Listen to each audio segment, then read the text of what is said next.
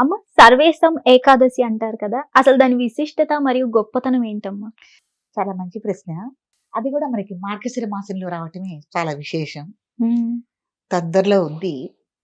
సర్వేషాం ఏకాదశి అనగా సర్వము విశేషాలని మనం తెలుసుకోదగ్గ ముఖ్యమైన ఏకాదశి హ్మ్. అని పిలువబడుతుంది. ఎందుకు అంటే శ్రీకృష్ణ పరమాత్మ మనకి గీతోపదేశం చేసింది ఈ రోజునే భగవద్గీత మనకి అవతరించిన రోజు అని కూడా హ్మ్. అందుకే గీత పుట్టినరోజు అని కూడా పిలవటం జరుగుతుంది. హ్మ్. అనేక క్షేత్రాల్లో గాని, హ్మ్. కృష్ణ మందిరాల్లో గాని, ఇస్కాన్ టెంపుల్స్‌లో గాని హ్మ్. గీతా జయంతిగా దీన్ని అద్భుతంగా మనం చేసుకోవటం జరుగుతుంది.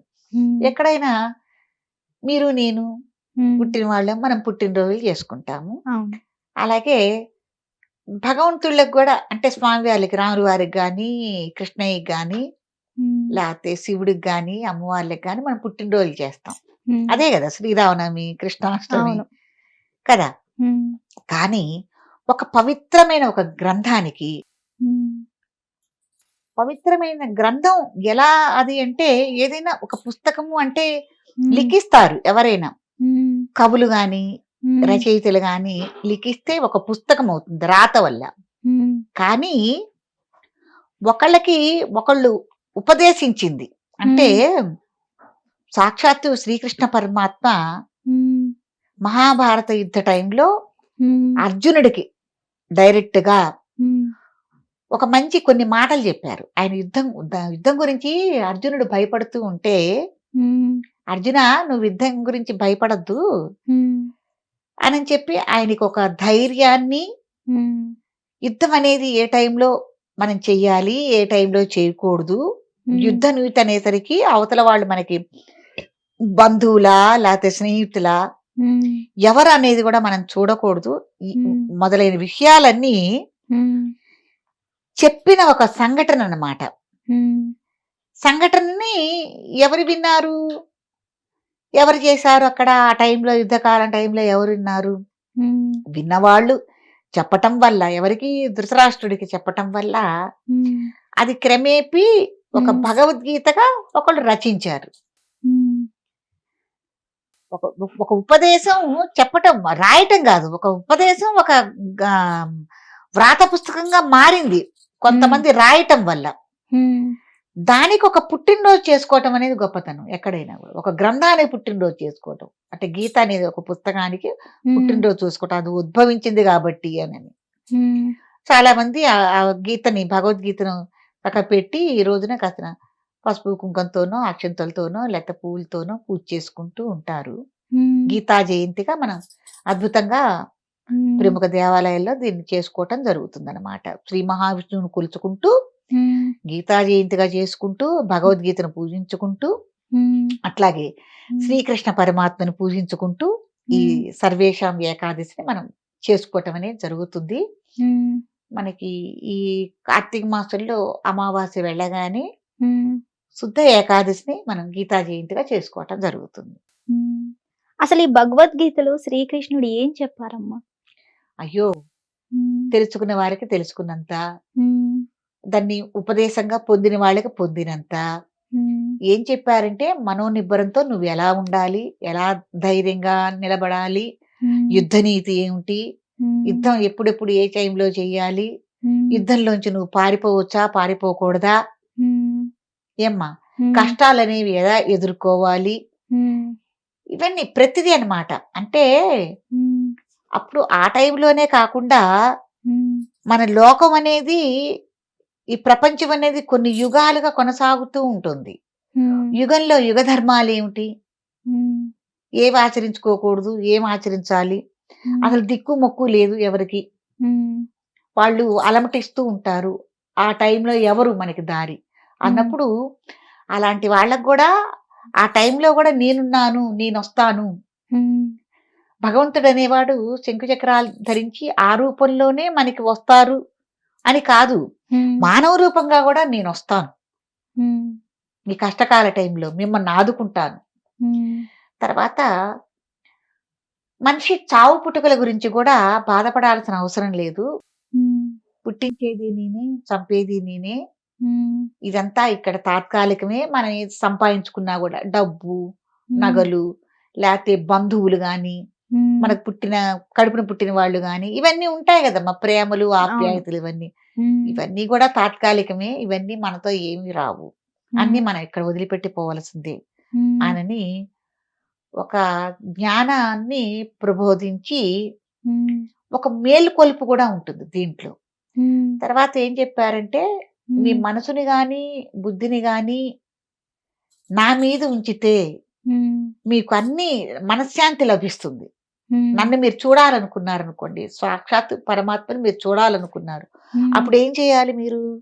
మీ మనసుని, బుద్ధిని నా మీద లగ్నం చేయండి. హ్మ్. చేయగలిగితే గనక మీరు నన్ను చూస్తారు అని కూడా స్వామి చెప్పటం జరిగిందమ్మా. హ్మ్. ఎందుకు ఆయనంత ఇదిగా మనకి చెప్పగలిగారు అనంటే, హ్మ్. స్వామి పుట్టినప్పటి నుంచి, హ్మ్. శ్రీకృష్ణుల వారు పుట్టినప్పటి నుంచి కూడా హ్మ్.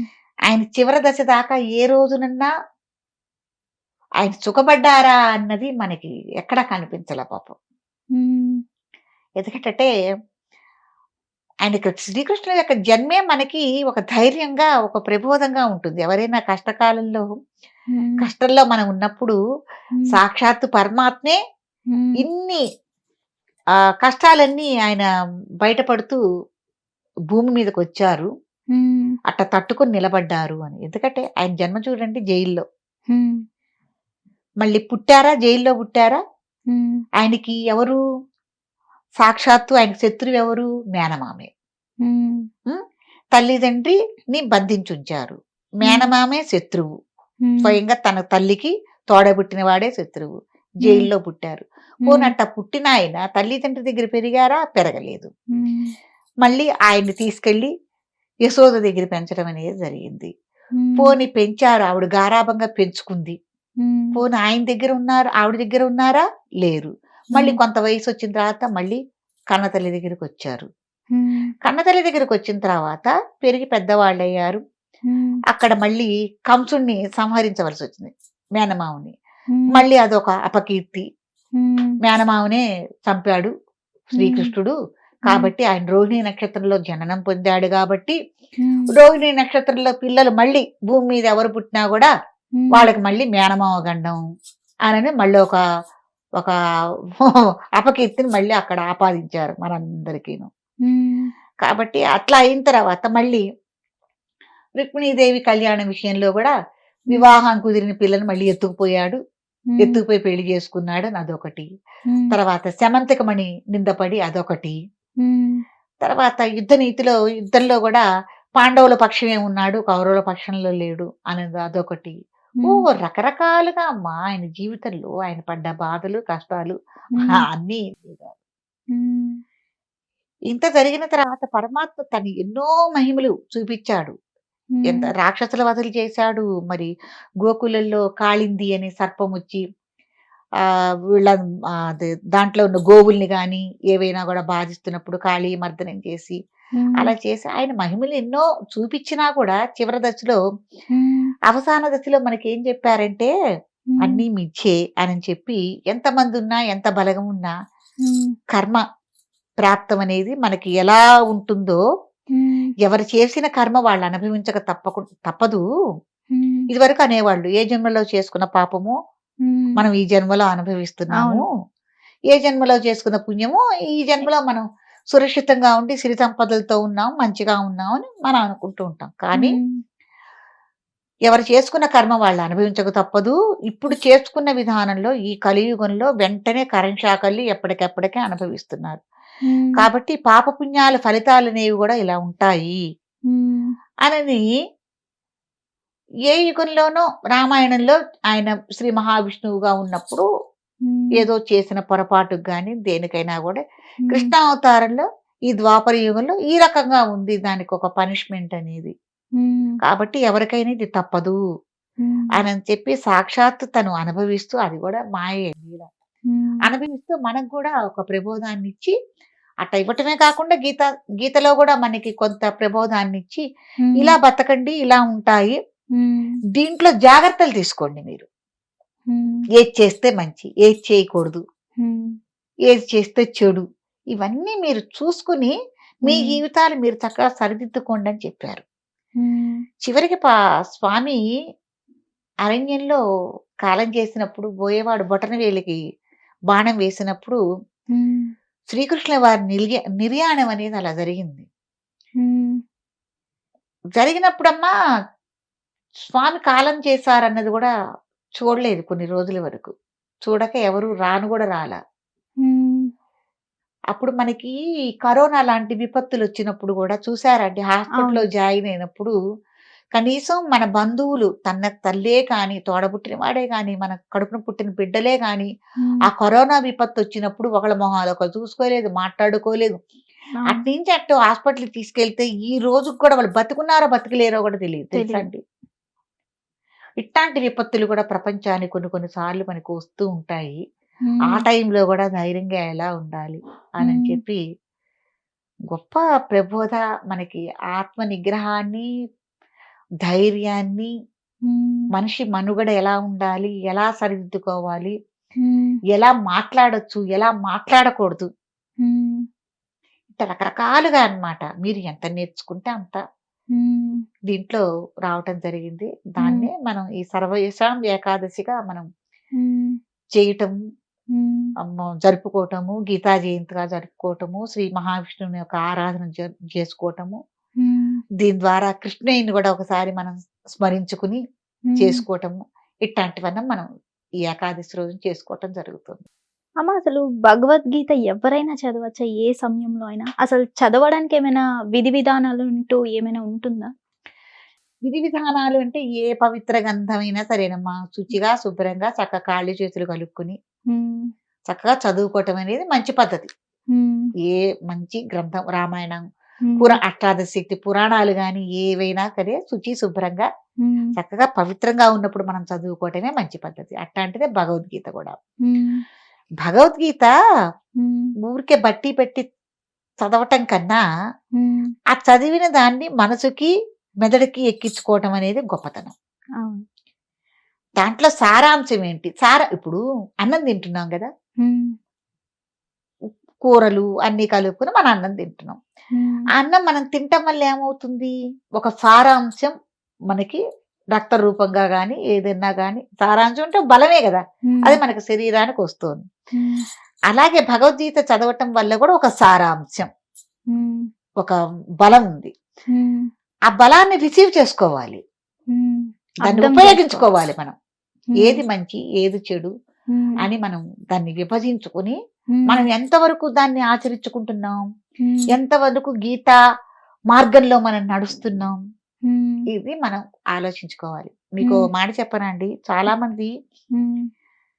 గీత చదువుతూ, గీత యొక్క పురాణాలు చెప్తూ, గీత గురించి అనేక చోట్ల గీతా పారాయణాలు చేసి, దాని మీద బహుమతులు తెచ్చుకున్న వాళ్ళు గూడా హ్మ్. గీతా యొక్క మార్గంలో నడుస్తున్నారా?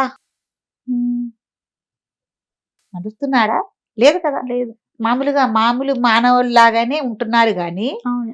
వీళ్ళ మీద గీత యొక్క ప్రభావం ఉంది. వీళ్ళు హ్మ్. నిజంగా భగవద్గీత చదువుకున్న భక్తులు అనేది ఉన్నదా? లేదా? అది నేనేది. హ్మ్. భక్తి మార్గం అండి గీత. హ్మ్. జ్ఞానయోగం. భక్తి హ్మ్. మార్గం. కాబట్టి దీన్ని మనకు మనం ఆలోచించుకొని ఎట్లా నడుచుకుంటున్నాం నడుచుకోవాలి. చాలా హ్మ్. మంచి గొప్పదమ్మా. హ్మ్. అసలు నేను ఫస్ట్ సారి గీత గురించి చెప్పినప్పుడైతే నాకసలు కన్నీళ్ళు ఆగల. హ్మ్. నాకు ఎప్పుడు చెప్పినా గూడా నాకు కళ్ళు చెమరుస్తూనే ఉంటాయి. అంత హ్మ్. గొప్పది. హ్మ్. మనసులోంచి రావాల్సిన ఒక భావోద్వేగం, హ్మ్. ఒక మంచి పవిత్రత అనేది మనసుకి హ్మ్. రావాలి. హ్మ్. ఏవైనా మనలో మలినాలున్నాయి, హ్మ్. మనం ఇంకా ఏదైనా శుభ్రంగా కడుక్కోవాలి అనుకున్న వాళ్ళు హ్మ్. గీత సారాంశాన్ని నేర్చుకుని, అది మనసుకి, మెదడుకి ఎక్కించుకొని, హ్మ్. చక్కగా మలినాలేమన్నా ఉంటే కడుక్కునే ప్రయత్నం మనం చేయాలి. హ్మ్. ఇంకో గొప్పగా మారాలి. హ్మ్. గీత గొప్పదమ్మా. అణువంతైనా మనం మారగలిగితే హ్మ్. కఠినంగా మాట్లాడకూడదు. ఎవరిని దుర్భాషలాడకూడదు. ఎవరిని నిందించకూడదు. ఎవరిని తప్పు పట్టకూడదు. హ్మ్. మన ధర్మాధర్మాలేమున్నాయో అవి చూసుకోవాలి. హ్మ్. పాపపుణ్యాలేంటి? హ్మ్. ఇవి కూడా మనం చూసుకోవాలి. హ్మ్. ఇదే ఏదన్నా విపత్తు కాలం వచ్చి ఎవరి మీదకైనా మనం ఒకవేళ యుద్ధానికెళ్ళాలన్నా గూడా ఏ హ్మ్. టైంలో మనం వెళ్ళొచ్చు. ఇప్పుడు హ్మ్. ఆహ్, ఒక చెంప కొడితే ఇంకో చెంప చూపించమని గాంధీజీ చెప్పారు. కాదు, కాదు, కాదు. ఆ నీతి కాదు. ఆ నీతి చెప్పలే. అదే నేను చెప్తున్నా భగవద్గీతలో. నువ్వు అట్ట ఊరుకోకు సుమా. హ్మ్. ఎదురు తిరిగానే చెప్పారు. హ్మ్. అది చాలా తప్పు విషయము. ఒక చెంప కొడితే ఇంకో చెంప చూపించడం ఏంటి? ఎందుకు చూపించాలసలు? తిరిగి వాళ్ళెవరండి ఒక కొట్టాలంటారా? చెంప మీద మన్ను కొట్టడానికి? కదా! హ్మ్. కాబట్టి యుద్ధ నీతులనేవి ఉన్నాయి. ఎప్పుడెళ్ళాలి మనం హ్మ్. వివాదానికి? ఎప్పుడు పోట్లాటకెళ్ళాలి? ఎప్పుడు వెళ్ళకూడదు? హ్మ్. ఎలా వెళ్ళాలి సామరస్యంగా? ఇందులో కూడా హ్మ్. మనకి దూతలుగా శ్రీకృష్ణ పరమాత్మే సాక్షాత్తు హ్మ్. దూతగా వెళ్లారు మధ్యవర్తిగా. హ్మ్. ఏంటి వీళ్ళకి ఒక సంధి కూర్చటానికనేది. హ్మ్. ఇట్లా సంధి మార్గంలో కూడా మనం ఇట్ట మాట్లాడుకోవచ్చు. యుద్ధమే చేయాల్సిన అవసరం లేదు. హ్మ్. సంధి మార్గాలు కూడా ఉంటాయి పెద్ద మనుషుల సమక్షంలో కూడా. హ్మ్. కాబట్టి ప్రతిదానికి పోట్లాట, తగాదేల మార్గం కాదు. హ్మ్. యుద్ధమే మార్గం కాదు. శాంతియుతంగా కూడా కొన్ని కార్యక్రమాలు మనం చేసుకోవచ్చు హ్మ్. అననేవి మనుషుల మధ్య ప్రేమల ఆప్యాయతలు కూడా ఎలాంటివని కూడా తెలియజేస్తుంది. కాబట్టి హ్మ్. చాలా మంచిదమ్మా. తెలుసుకున్న వారికి తెలుసుకున్నంత. ఎంత తెలుసుకోగలం మనం. ప్రత్యేకించి సమయం ఏదైనా ఉంటుందమ్మా ఈ గీత చదవడానికి? ఎప్పుడైతే మీరు ప్రశాంతంగా హాయిగా ఉన్నారో హ్మ్. అప్పుడు చదువుకోవచ్చు. హ్మ్. అప్పుడు మీకు ఎక్కుతుంది. ఇంకోటేంటంటే హ్మ్. మీరు ఎప్పుడైతే ప్రశాంతంగా లేరో, హ్మ్. ఎప్పుడైతే మీ మనసు అలజడిగా ఉందో, హ్మ్. లేతే ఒక కోపంలో ఉన్నారో, హ్మ్. లేతే ఏదైనా తొందరపాటు నిర్ణయాల్లో ఉన్నారో, ఈ హ్మ్. టైంలో గూడా తప్పకుండా మీరు భగవద్గీతని చదివితే తీసుకోండి. ప్రశాంతత వస్తది. తీసుకోండి. హ్మ్. చదువుతూ హ్మ్. మీరెవరైనా మన ఘంటసాల గారు గాని ఎవరైనా గానం చేసింది ఉంది. హ్మ్. గీతని పూర్తిగా తెలుగు తాత్పర్యంతో ఉన్న గ్రంథాలు గూడా ఉన్నాయి హ్మ్. మనకి. హ్మ్. అవి తీసుకొని చక్కగా ప్రశాంతంగా హాయిగా వినటం వల్ల హ్మ్. తాత్పర్యంతో, అర్థంతో ఊరికే హ్మ్. నేను శ్లోకాలు చదవమంటలేను. హ్మ్. 700 శ్లోకాలు, హ్మ్. 18 అధ్యాయాలు. హ్మ్. మీకు ఏం కావాలో హ్మ్. ఏ టైంకి అది తీసుకోండి. హ్మ్. అది తీసుకొని మీరు చేయటం వల్ల మీరు కూల్ అవుతారు. హ్మ్. ఏ పనైనా ఇప్పుడు మనం చెయ్యాలా? వద్దా? వీళ్ళ హ్మ్. మీద మనం పోట్లాడకెళ్ళాలా? అక్కర్లేదా? ఎంతవరకు అవసరం? హ్మ్. లేదు దీన్ని మనం ఎంతవరకు ఖండించుకోవాలి ఈ విషయాన్ని అన్న హ్మ్. విషయాన్ని కూడా అట్లా చేసుకోవచ్చు. మీరు ప్రశాంతంగా ఉన్నప్పుడు చదువుకోండి. హ్మ్. లేదు అలజడిగా ఉన్నప్పుడు కూడా చదువుకోండి. ఇది హ్మ్. 2 రకాలుగా మీకు ఉపయోగపడేది. అమ్మ కొంతమంది చనిపోయినప్పుడు అక్కడ భగవద్గీత తీసుకొని వెళ్లి పెడతారు గదా! అట్లా పెట్టొచ్చంటారా? అది మన దౌర్భాగ్యం అనుకోవచ్చు. హ్మ్. ఎందుకు పెడతారు అనేది వాళ్ళ మనస్తత్వాన్ని మనం వదిలేయొచ్చు. హ్మ్. అట్లా పెట్టడం అనేది ఎంతవరకు మంచిది? హ్మ్. చనిపోయిన వాళ్ళు వినలేరు. హ్మ్. ఏవండీ? అవును. ఈ ఉన్నవాళ్ళు ఈ హడావుడిలో ఉంటారు. హ్మ్. ఆ టైంలో పెట్టడం వల్ల ఎవరికేం ప్రయోజనం? హ్మ్. పోనీ ఆ గీత సారాంశం ఆ రోజు అక్కడ పెట్టారు. హ్మ్. చనిపోయిన మనిషి సారాంశాన్ని విని సరిదిద్దుకునే అవకాశం తనకుందా? ఎలాగో గతించిపోయాడు. హ్మ్. కదా! హ్మ్. మిగతా వాళ్ళు సుమా ఈ జీవి ఇంతే ఉన్నంత కాలం ఇక్కడే ఈ నాటకం, ఈ బొమ్మ చేసింది. హ్మ్. కాబట్టి మీరైనా సరిదిద్దుకోండని వీళ్ళేమన్నా ఆ టైంలో వినే అంత సావకాశంలో ఉంటారా? హ్మ్. కాబట్టి ఆ టైంలో పెట్టడం వల్ల ఎంతవరకు ప్రయోజనం? హ్మ్. చనిపోయిన మనిషి విని ఆచరించుకోలేడు. అవును. దానిదయిపోయింది. హ్మ్. వీళ్ళు ఈ హడావుడిలో ఉంటారు. హ్మ్. తర్వాత పెట్టుకోండి. వినండి. హ్మ్. గతించిపోయారు మనవాళ్ళు. ఇక మనమేం తెలుసుకోవాలన్నది హ్మ్. తెలుసుకొని మీరు తర్వాత వింటం అనేది మంచి పద్ధతి. హ్మ్. ఇప్పుడు చాలా మందికి భగవద్గీత చదివే సమయం లేక వినొచ్చంటారమ్మా? అయ్యో! తప్పకుండా అండి. హ్మ్. ఇప్పుడు హ్మ్. సమయం లేకపోవచ్చు. మనం ఏదన్నా కూర్చొని చదవాలి పఠనం అంటే. కదా! హ్మ్. హ్మ్. కాబట్టి ఏదన్నా మనం పని చేసుకుంటూ, హ్మ్. చక్కగా అంట్లు తోముకుంటూ గాని, ఊడ్చుకుంటూ గాని, వాకిట్లో ముగ్గేసుకుంటే గాని, హ్మ్. లేకపోతే ఏదైనా ప్రయాణాల్లో ఉంటాం. హ్మ్. ప్రయాణంలో మనకు చాలా టైం వేస్ట్ అవును. అవుతుంది. ఆ టైంలో గాని చక్కగా ఇప్పుడు సెల్ ఫోన్‌లు ఉన్నాయి కదమ్మా మనం. హ్మ్. చక్కగా, హ్మ్. చక్కగా ఆలకించండి. హ్మ్. అప్పుడు మనకి ఎక్కుతుంది. గుండెల నుంచి మెదడుకెక్కుతుంది. ఏదైనా మీకు మెదడుకెక్కితేనే కదా! అవును. మీకు ఆ హ్మ్. శరీరంలో ఒక భాగం అయిపోతుందప్పుడు. కదా! హ్మ్. అవును. కాబట్టి చాలా మంచి పద్ధతమ్మా. అమ్మ చాలా మంది భగవద్గీతని షెల్ఫ్‌లకే పరిమితం చేస్తారు గానీ బయటకి తీయరసలు. అలా ఉంచొచ్చంటారా? అంటే పాపం ఎందుకు కొనుక్కుంటారో తెలీదు. హ్మ్. కొనుక్కోకపోయినా గూడా కొంతమంది ఏం చేస్తారంటే పుస్తక దానం జెయ్యాలి. హ్మ్. ఎవరిపోయినా చనిపోయినప్పుడు వాళ్ళ జ్ఞాపకార్థం గాని, హ్మ్. లేకపోతే ఏదన్నా ఫంక్షన్‌ల సందర్భంలో గాని, ఎవరైనా రిటైర్మెంట్ టైంలో గాని, హ్మ్. ఇట్లా భగవద్గీతని మనకి పుస్తక దానంగా ఇచ్చేవాళ్ళుంటారు.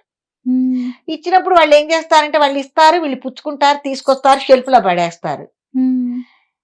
హడావుడి జీవితంలో దాని విలువ తెలిసి గాని, తెలియకపో గాని షెల్ఫ్‌లకే పరిమితమైన ఇళ్ళు చాలా ఉన్నాయి.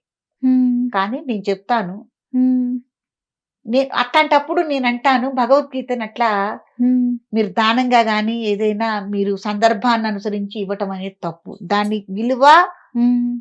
దాని యొక్క గౌరవాన్ని తెలిసిన వాళ్ళకే ఇవ్వాలి. హ్మ్. లేకపోతే షెల్ఫ్‌లకే పరిమితమై ఉంటుంది. కదా! అవును. కాబట్టి భగవద్గీత అనేది ఎప్పుడైనా కూడా హ్మ్. మీకంతగా వీలు గాని పరిస్థితుల్లో చక్కగా మీ పూజా మందిరంలో మీకు ఒక పూజ గది ఉండని, లేకపోతే గూడుండని, ఏదన్నా ఉండని. హ్మ్. చక్కగా ఒక ప్లేట్ లాంటిది ఏర్పాటు చేసుకొని, హ్మ్. పవిత్ర గ్రంథంగా హ్మ్.